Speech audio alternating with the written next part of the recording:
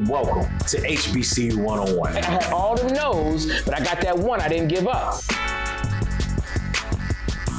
Salmon's in the building. Drum major for Morehouse's House of Funk.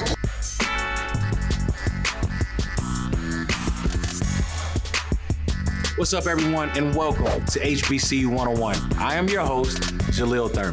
HBCU 101 is a show that will take you all over the nation, give you the ins and outs of HBCUs, or a little taste of the HBCU flavor. On today's episode, you guys are in for a show. We have a special guest from Parkwood Entertainment. But before we dive into that, let's check out our HBCU news and see what's buzzing in our community. Hey everyone, Tolly Carr here. COVID-19 still affecting HBCUs. The CIAA recently announced that spring football not going to happen this year. They're not going to sponsor that. And men's and women's basketball and other winter sports, they're not going to happen until January 9th. That's the start date in 2021, so slightly delayed. Today's episode with Steve Pamon was pre-recorded. We're getting ahead of things because of the pandemic and scheduling. Things are a little different. But since our recording, Steve has changed jobs according to his LinkedIn profile. He's no longer with Parkwood Entertainment, but big news, he's now a board member with the WWE, World Wrestling Entertainment. Really cool interview. It's coming up right now. More with Jaleel Thurman. To those in his hometown, he is known as just a kid from Chicago. To many others, he's known for his help in creating some of the world's most unique projects, like Beyoncé's Black is King. HBCU 101 is thrilled to sit down with Morehouse College alum, President and Chief Operating Officer of Parkwood Entertainment, Mr. Steve Pamon. Steve, welcome to the show. Welcome to the show. Thank you for having me. It's a blessing. Nah, the blessing is all ours. Steve, one thing that I know that's dear to your heart is, of course, HBCUs. I think a lot of people that attend a HBCU and graduate from HBCU, they're always dear to their heart. You from Chicago. You found your way in Atlanta to Morehouse at the AUC.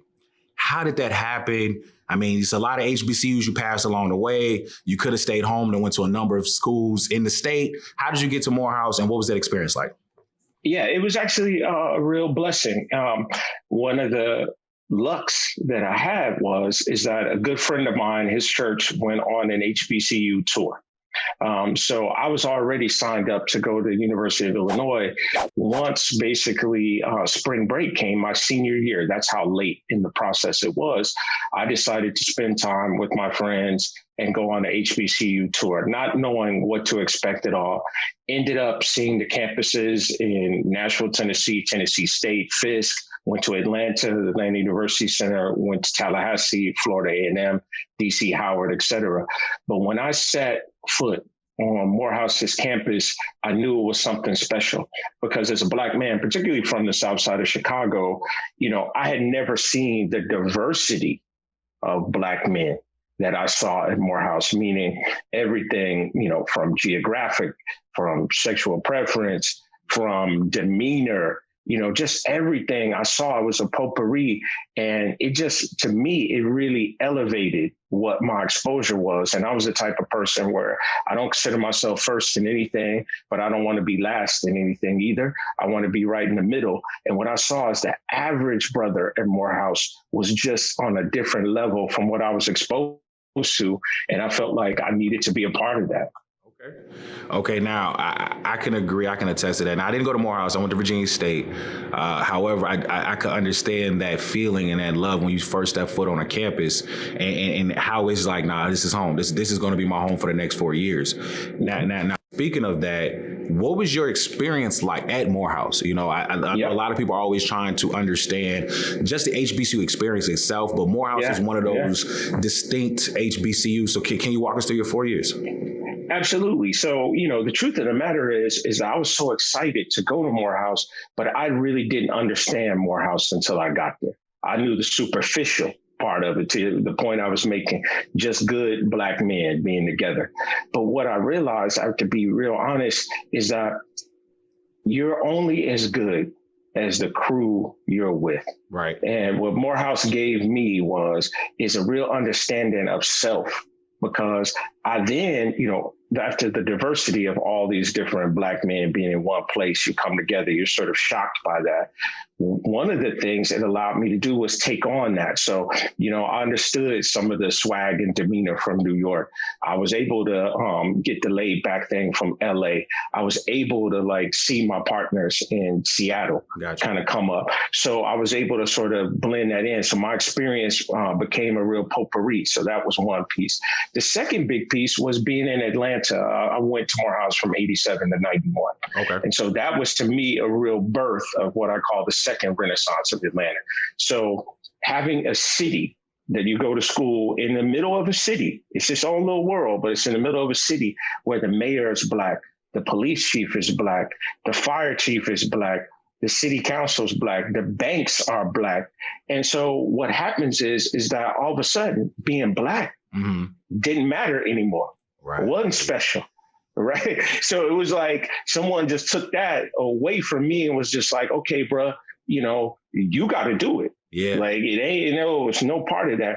And then the third thing, which gets into this whole Morehouse man and the arrogance piece of it, which some of that, is true. But the positive of that is that their confidence. Okay. So being in the same classroom that, Benjamin Mays walked through, not theoretically, but really, that Martin Luther King, that you are buildings named for Howard Thurman, and all of these people who basically took not only the circumstances that I came from, but even worse circumstances, molded themselves and other men into something else, again, gives you that confidence. And, we'll talk a little bit about this, but just to sum it up, I look at things through what we call learning pyramid. Okay. So at the base of that pyramid is something called competence. So if you take 10 people and you put them in a place like Morehouse or any college, they're going to be competent at something. That's when you get your degree. Okay. However, of those 10, when that pyramid narrows, only about 5 of them will be confident. And so that confident piece is what being a Morehouse man is. So when you're competent at something, then all of a sudden it's like, well, wait a minute, my guy's doing it. The people did it before me. The people behind me going to do it. Hey, I know it, but now I got the confidence. Yeah. But that very top of the pyramid, which is the whole talented 10 that Benjamin Mays talks about, is compassion. So only 2 of those 10. So it goes 10, then narrows 5, then 2. At the very top, those 2 people are going to be compassionate. So once you know something and you're competent, then you got that confidence that a Morehouse man brings, but then that compassion to say, and this is what I did not appreciate until I graduated, is now you're a leader. Yeah. See, it's one thing to know something. It's another thing to be confident that you know that. But the third thing is when you're compassionate enough to be able to pass that on and you feel responsible. Yeah. Morehouse, they really preach not only having your education, but your responsibility. So that arrogance of you being part of the talented 10, hey, that's a benefit. But let me tell you the price you pay. The price you pay is you've got to lift as you climb. You've got to pull up.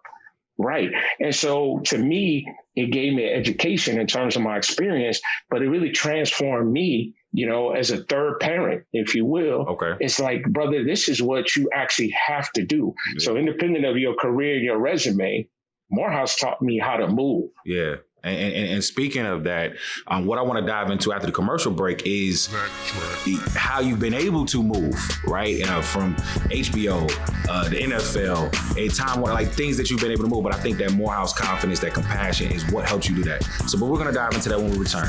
It's HBCU 101. It's Steve Pamon. It's Jaleel Thurman. We'll be right back. HBCU 101. Welcome back to HBCU 101. Welcome back to HBCU 101. I am your host, Jaleel Thurman, and I have the pleasure of being here with a Chicago a Morehouse alum, Mr. Steve Pamon himself. Steve, thank you again for joining us. Now, before we get back into Morehouse and how you've been able to have that confidence and that compassion, I got a little trivia question for you. What, out of these 3 states, which one has the most HBCUs? Is it Texas, North Carolina, or Alabama? North Carolina.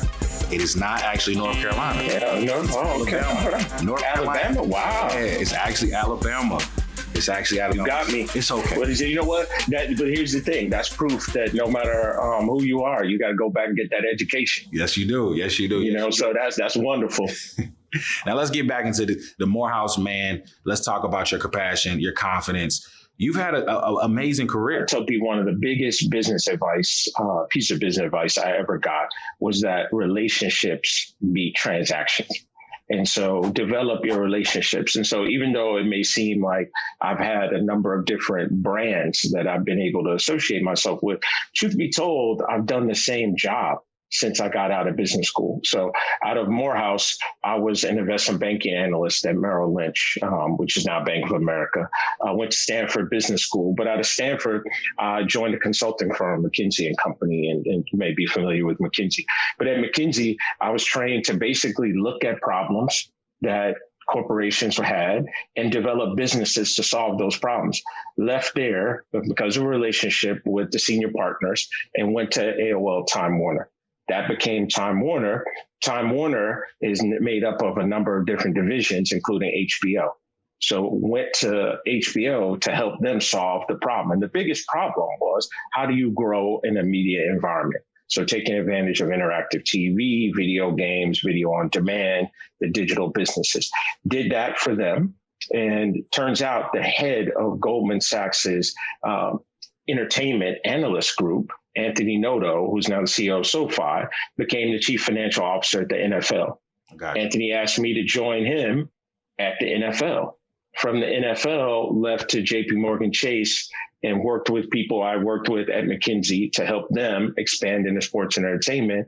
From that, I was able to work in entertainment, getting them into the concert business. I had the pleasure of working with Rock Nation and Parkwood and Beyoncé and Jay-Z.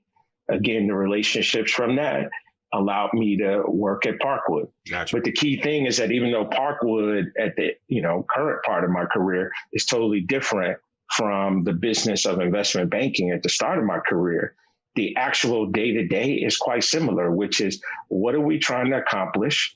How do we reverse engineer what it takes to get there? And how can I be helpful in making that happen? Now, within your career, you've been able to be extremely successful.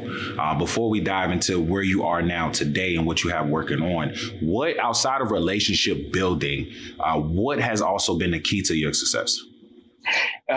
Preparation. I would call the insecure overachiever. So I'm always somebody who feels a little bit nervous. I'm nervous to be here right now with you. So guess what? I'm going to bone up on everything I want to say beforehand.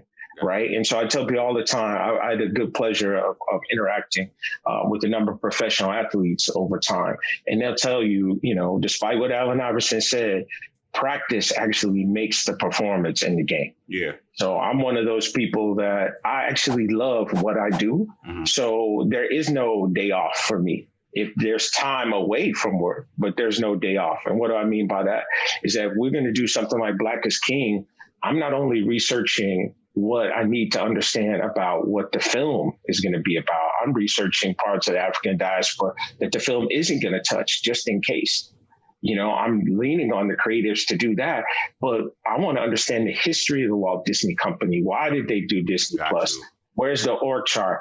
Who are all the people? Yeah. And so part of the respect, and I say respect is critical, part of the respect I have for the process and for the people that we do it with is I have to be over prepared. And I think that's something that, again, once you get in the habit of being over prepared, then it actually becomes something that you naturally do. Now, you did touch on something about Black is King and some of the thought process that went into that. I definitely want to dive into that just a little bit, but we'll do it after the commercial break. It's Jalil, it's Steve, it's HBCU 101. We'll be right back. Did you know Dr. Mary McLeod Bethune started what was then Bethune-Cookman College by selling sweet potato pies for $1.50? HBCU 101.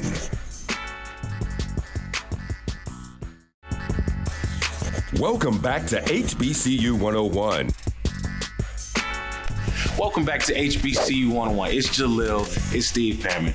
Steve, now today, you're the president and chief operating officer of Parkwood Entertainment. How has that experience been like? And what is some of the thought processes that were put in place for Black is King? Yeah, absolutely. So first of all, it's an incredible experience. The CEO of Parkwood Entertainment is obviously Beyoncé Knowles Carter. So just getting a chance to work for her, alongside her, has been life-changing. Not only in the things that I've been exposed to, but honestly, the process, because I thought I was an intense person. I thought I was a hard worker. She's at another level. And the same thing with the professionalism at Parkwood. So the only thing I can give you as an analogy for what it's like being the 12th man on the Chicago Bulls in 1996, where I'm not worried about winning. I'm worried about executing my part. Okay. So that's what it's really been like. And, we have three parts of the company. We have a music division where, we have Chloe and Halle, Ingrid, Beyoncé. We have a production arm, which produces Lemonade, Homecoming, Black is King, all the music videos you see, all of the tours, the Formation World Tour, On the Run, OTR2, et cetera. And then we have a business ventures arm where we have, a dozen plus businesses that we're into. One of the biggest ones now publicly is the Ivy Park clothing and apparel line. That is with partnership with Adidas. So it's been, a little bit of everything. I love it. It's challenging every day, but I can't say enough about the opportunity that she gave.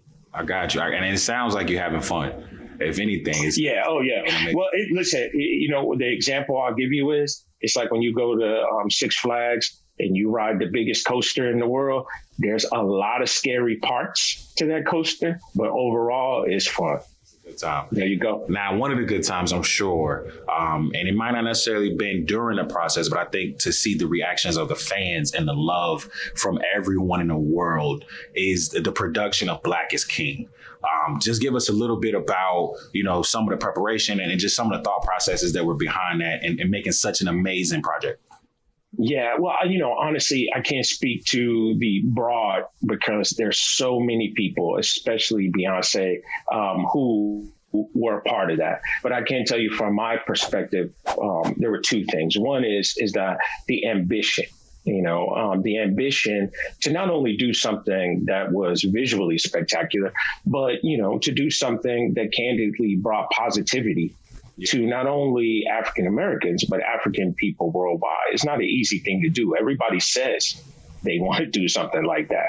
Few people actually put their money, put their reputations, and put their time on the line to do it. And so I applaud the whole team, and it was a fantastic ride. It was a roller coaster. But at the end of that coaster, the biggest thing is just the reactions from people, particularly from children, is what I love, because what a lot of people missed about Black is King being on Disney Plus is that it was on there to make sure it was accessible to so many different people. Yeah. And we proved that you could have a good time. You could dance, you could shout, you could have a good time, but you could think. Yeah.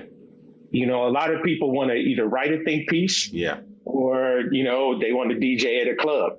And so you ask me, man, what I take pride from that is no matter what I do for the rest of my life, to be able to say I contributed to something that was so positive and made people smile, but also will continue to make people think and challenge the next crew. I want you to do your version of Black is King. I want everybody to do it.